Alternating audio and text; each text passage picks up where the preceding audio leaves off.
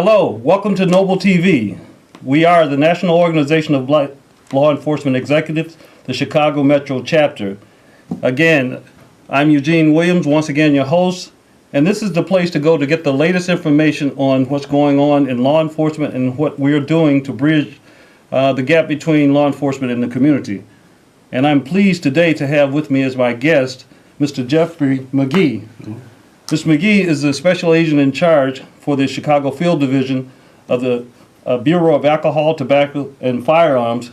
We sometimes call it commonly ATF or the Gun Police, but it's really alcohol, tobacco, firearms, and explosives. Welcome, Mr. McGee. Well, thank you. Good. So we're going to really jump into a whole bunch of topics with Mr. McGee. Before we get started, I just want to remind you that we're on live on CAN TV 21.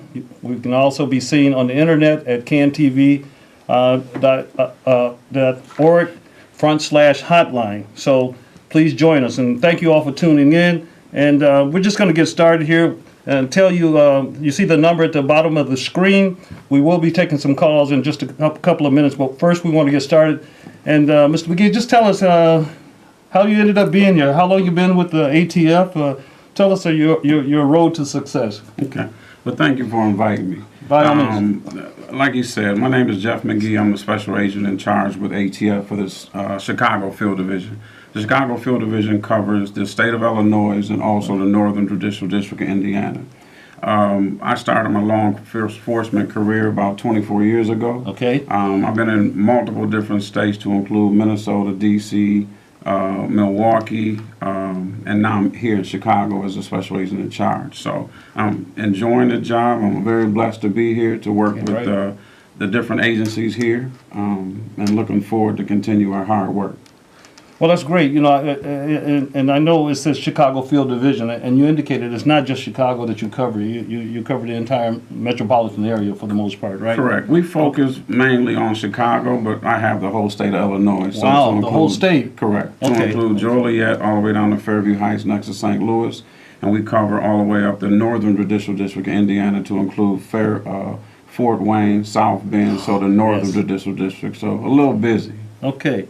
So talk to us about some of the responsibilities that you have as the special agent in charge for the Chicago Field Division. I know we hear so much about what's going on with the violence in Chicago and the proliferation of guns and so forth, but like I said, you know, you don't just do the guns, you do explosives as well. Correct. So just talk to us a little bit about your responsibilities. Well, ATF's #1 mission is to protect the public. That's our #1 mission. What we want to do is make sure we work with all the community leaders and the different law enforcement agencies to protect the public.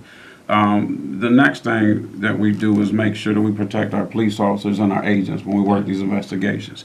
ATF's primary mission, we're in charge of all firearm federal laws. We also do arson, explosive, alcohol, and tobacco. We don't really do a lot with alcohol and tobacco. That was back in the Still days. Okay. But we really don't. There's more taxes as far as collecting taxes on the other side. Our primary mission right now is firearms violence in the city of Chicago. We partner with our other federal agencies to include the FBI and DEA. Okay. Some of our other definitely partner with Chicago Police Department, yes, the state police on some of the highway shootings. But we focus on the most violent felons or violent people pulling the trigger with violence in Chicago. Great. So you're going after the gangs as well with that, right? Well, we focus on prohibited people that possess firearms, and if you're a part of a gang, we'll work that. But it's individuals also that are prohibited from working firearms, possessing firearms. Right. Could you just talk to us a little bit about what it is that you do to support the Chicago Police Department? We know there's a lot of things going on there with the Chicago Police Department with firearms being out there in the streets and the easy access to them. Is there an initiative that's going on that you're partnering with the CPD? Yeah, one of the things we're looking at is using more technology, be technology driven. So we kind of use a 5-prong approach. We start with ShotSpotter. I know ShotSpotter is a couple districts in the city of Chicago. My understanding is it might expand in the next year. ShotSpotter triangulates the shootings and points at a, I don't know how close, but points an area or location where somebody might have fired a firearm, and the department responds there. We also use NIBIN, which is the National Integrated Ballistic Information Network. Yes. I know that the media here has talked about that a couple of times, but we focus on the casings out of a firearm if it's linked to other violent crimes in the city of Chicago. We also, if there's a firearm recovered, we trace. We also work with Chicago Police Department to trace the firearms, to see if it was straw purchased from these other states and brought into Chicago, who purchased them, how did it get to the city of Chicago, and how did it get in the hands of either to possessor who's prohibited from possessing a firearm or used in a violent crime. Okay. We also follow up where we work joint with the police department, where we have officers assigned to us, and we also have agents assigned to the different districts. It's like to a look task, at the task force. like a task force concept, correct.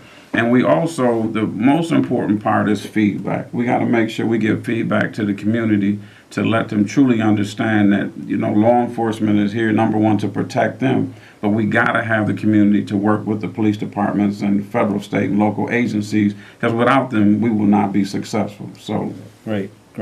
So, what is this IBIS? Can talk to our viewers about what IBIS is. So NIBIN, it used to be called IBIS. So IBIS is the technique. IBIS is a machine where the information goes in. Okay. And it's IBIS, NIBIN. But basically what it is, it's a ballistic tool that we use with casings that they found in different scenes. And the different, if you use a firearm, each firearm dispenses a casing, or if it has a revolver, sometimes it doesn't. But we can link those casings to other firearms used in other crimes. The casings, or we find a firearm, if it's possessed by somebody in a car, we normally take that information, put it into a scene as a process over at the police department where they enter the information, we get the report back, and then you still have to do follow-up. So we definitely depend on the community for information, our different departments, our agents, information on the street. So that's how we follow up with that information to see if it's linked to any other crimes. We also use a technique for enhancement.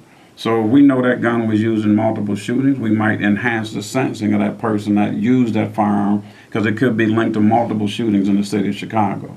Right. So that tool is new. It's been around in Chicago since 2001, but we are now focusing more on the technology piece, using that to look at the homicides and the shootings with CPD and other departments around the state. That's great. You know, that seems like it would be a tremendous support for the Chicago Police Department.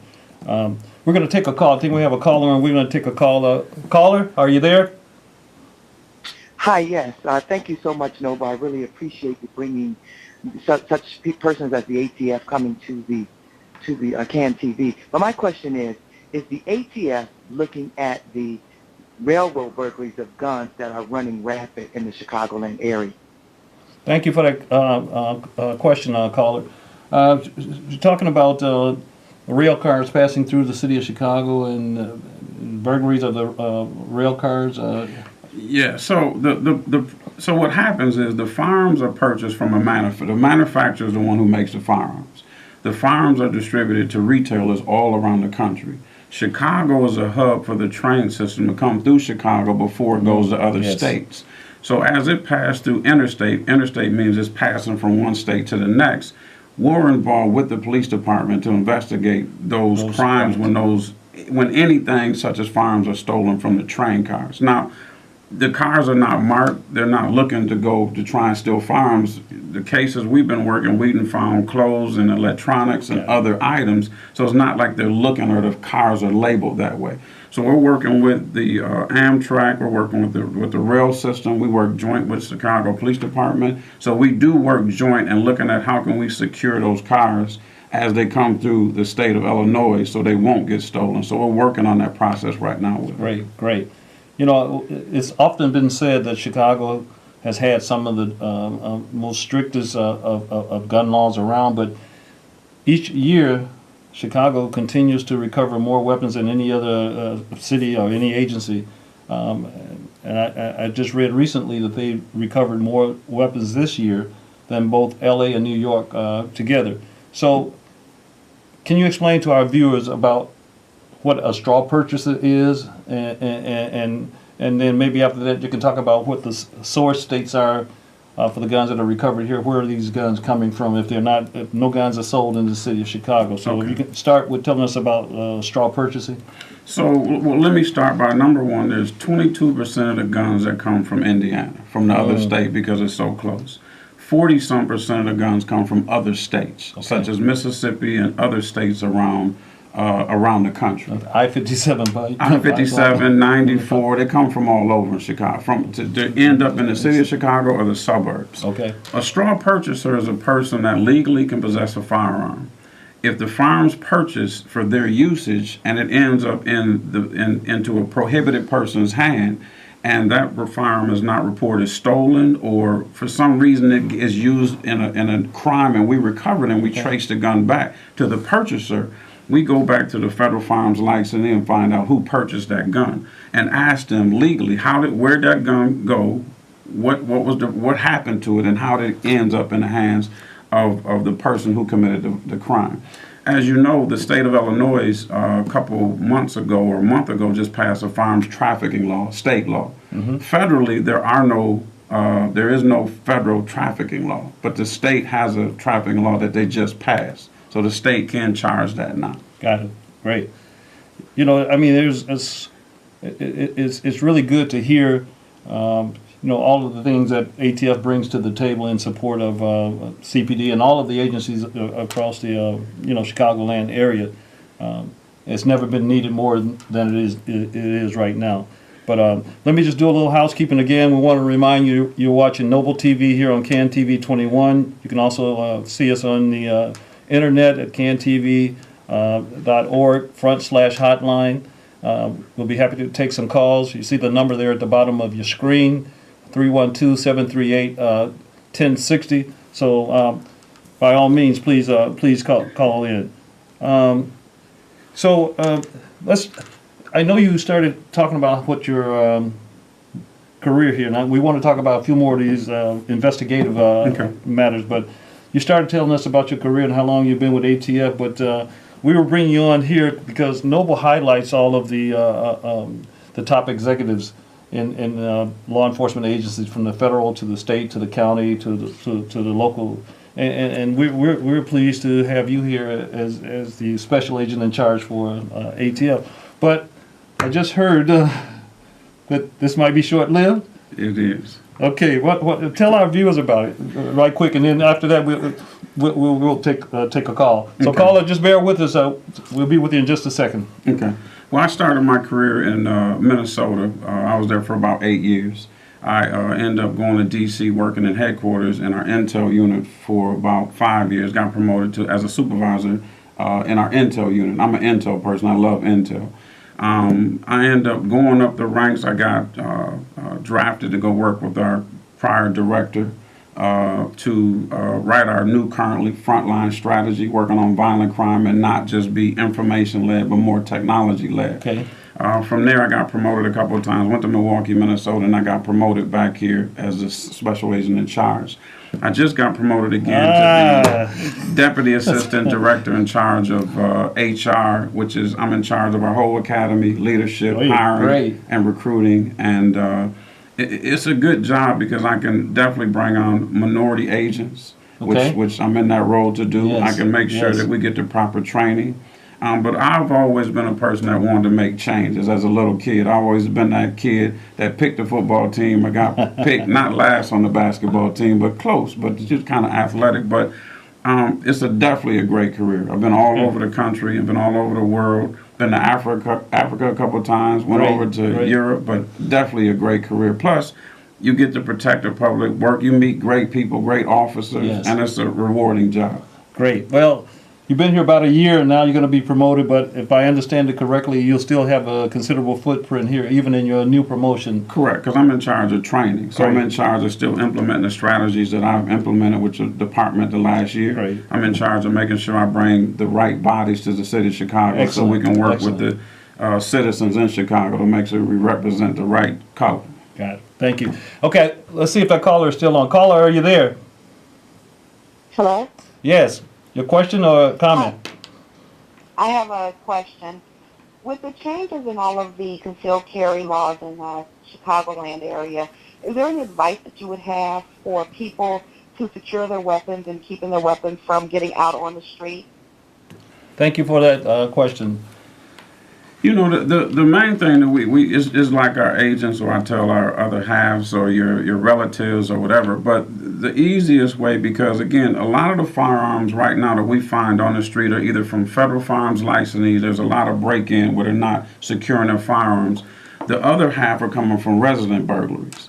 So my advice is there are secure systems like thumb locks where if you need to get to it for any reason, hopefully you won't have to, but they have secure locks where you can do thumbprints or fingerprints that you can get to something very easy, but you have to secure it. Okay. There was an incident this morning I seen on the news where a 10-year-old at 3 in the morning got killed, and they think that the gun was, I don't know all the details, but we run into that a lot. You have to make sure you secure those firearms around kids, but they have to be a place if you need them because you're purchasing it for any reason. It could be to take it out or anything. Right. I just heard that not long ago that in Waukegan, 3-year-old got a weapon that was in the house and ended up shooting and died as a result of that gunshot Correct. wound. So Correct. So sad. So it's very important to secure those. I think we have another caller on. Caller, are you there? Good afternoon. Thank you so much. What role does ATF play in ensuring legislative laws are passed to help reduce the amount of guns that are purchased and eventually end up on the streets of Chicago? Okay, thank you for that call. I don't know if you are. Yeah, legislatively, ATF doesn't have that power to do that. Okay. I mean, because we are a federal agency, we can't lobby that way to do that. legislatively, But right. I mean, I have met with Senator Kirk. I met with Senator Durbin and they truly understand the violence in the city and what's going on, and they're a proponent of creating these laws, Okay. stricter laws in the city of Chicago. So legislatively, ATF cannot be a proponent of that. Got it. So generally, how is the charging, sentencing, penalties for gun offenses on the federal level as opposed? There's been a considerable concern, if you will, that the penalties are not stiff enough here on the local level. What are the sentencing and penalties for being charged at the federal level for a gun? And that probably is predicated on different backgrounds and criminal histories and stuff like that. Yeah, it all depends on their criminal history, what they have, what their background is, if they're associated with a group or gang committing violent crimes. At the federal level, the sentencing as far as doing time in prison is a lot stiffer than the state. As far as holding defendants and different things like that, is totally different. So, we try and look at the federal and state laws and see which ones are going to get the most penalty, but not everybody needs to go to jail. Sometimes it's a tactic just to talk to people, make sure they don't commit anything, or educate the community to go even further. So we're not trying to lock everybody. We can't lock up people out of this situation. Right. I think on the federal level, for the most violent ones, you're still talking about doing roughly 85% of your sentence. Correct. That's a lot. And that's a lot compared to here. You're talking, a lot less than maybe a third. In many instances, a third of the sentence that you get. Correct. So. We have a caller. Let's try taking another caller. Caller, are you there? Yes, hi. I have a question. Talk us through how ATF would respond if, let's say, in the community, it was no gun shop, is known for allowing straw purchases and so forth. What would the ATF do there, a particular store that in the community is known for such an activity? Yeah, we are responsible for investigating along with the local police department on any type of straw purchase situations or FFL selling firearms out the back door and not keeping records. The other part that I didn't talk about is we also regulate the firearm industry. So we have the regulatory side that goes in and look at their books and make sure they're not selling them off the books. And, normally if you have that information like that, refer to your police department who can get in touch with us, and we will definitely take a look at that. So, they're supposed to be a business. We definitely run into those FFLs that are doing business as legal citizens. Sometimes we run to the other side where we have to go talk to them and make sure they keep their books right. But if you have that information, make sure you talk to the local police department, and then they'll definitely get in contact with ATF so we can take a look at it. Great, great. Now, I know this new job that you're going to be taking on very soon has to do with the HR component, and you'll have an opportunity to do even more work in the area of diversity. Correct. Just talk to us, if you can, about what the basic requirements are to become an agent with ATF. You know, right now we have Schedule B hiring, where I have direct hiring, where if we get a referral from either the police department or other citizens to call in, then I normally sit down and interview them. Normally we look at having a 4-year degree, and then have some police experience, but you don't have to have all police experience as long as you have your degree. And then I will sit down with them and make sure that they have the passion to do the job. And again, you can't vet everybody, but we do have an academy that we go to for about 8-9 months down in Glencoe, Georgia. So they'll run you through that whole process. But normally it starts with passion. It starts with you having your degree. And you definitely have to pass our academy. We also have a test that you have to take and some background questions like a polygraph and a physical test before you get to interview. But that's normally how you get hired with us. Okay, you're listening out there. ATF is looking for a few good bodies, and Mr. McGee is going to be in a position to impact that. So be looking for that as we move forward. Just want to remind you that NOBLE TV is the place to go for the latest information on what's going on in the law enforcement community, what we're doing in conjunction with the community to bridge the divide. Just wanted to let you know that we're going to have people like Mr. McGee, the top people across the entire Chicagoland area in law enforcement, and we're going to be bringing in community people. I just want to talk about just show you some of the people that we're going to be bringing on in the next few weeks. NOBLE is on every Thursday night at 7:30 p.m.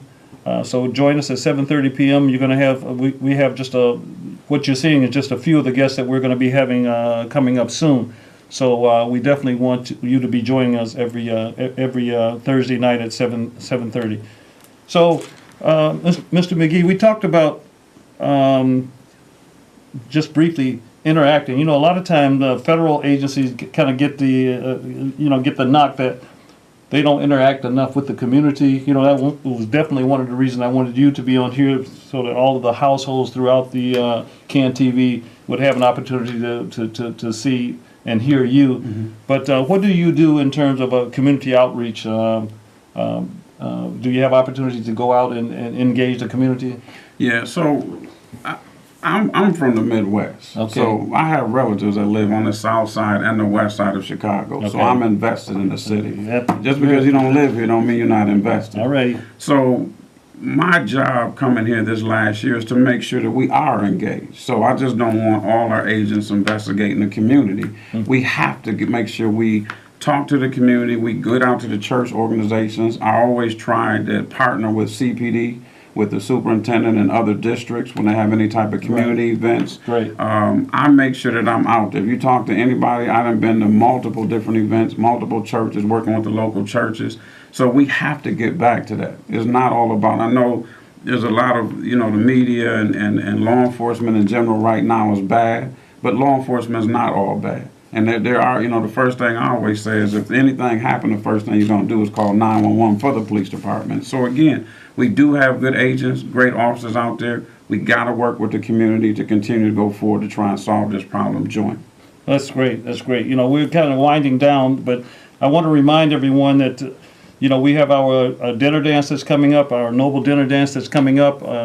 And this is our fundraiser every year that we put on, and what we do with those funds is to provide scholarship for our young people. So it's on October 1st. We're asking everybody to support that. But it's just great. I can't stress enough, and we want to bring on law enforcement across the entire spectrum. But NOBLE, National Organization of Black Law Enforcement, I'm telling you, ecstatic to see blacks in the top leadership when we see it at ATF, when we see it at Chicago Police Department, across the board. We have a lot more, and we're going to be bringing them on as we move forward. But we're winding down here, and I know that you are going to be moving on to bigger and better things, but I'm asking you to come back, even in your new assignment, to come back and share with us. And when you talk about being from the west side and being, being from the city and be invested in the west side and the south side and the entire city here, that means a lot to us to have somebody of your caliber at that level to be able to impact what's going on with respect to violence and proliferation of guns here. And we're just proud that you're in that position. We look to work with you even more so as we go forward. So we want to thank you for all that you do. Thank you, sir. And expect you to come back. And the other thing we want to do is we want you to stay in touch, stay engaged with NOBLE. You can go to our website, noblechicago.org, and get a whole bunch of information there. See all of the things that NOBLE is trying to do to bridge the divide here in the city of Chicago. And you saw the guests that we put on there. We're going to be bringing a lot of guests on that you want to hear from, ask questions of. And so we'll look forward to that as we go forward. It's been a great time here. Thank you, sir. We appreciate you being here. We appreciate each and every one of you out there that watches us every Thursday. We ask that you continue to tune in to us, and we promise we're going to bring you cutting edge, accurate information of what's going on in law enforcement, and we're going to be that the conscience of law enforcement and justice by action. That's what we stand for here at NOBLE. So we thank you all for tuning in, and we'll see you next Thursday at 7:30 for NOBLE TV. This is Eugene Williams. Thank you for tuning in.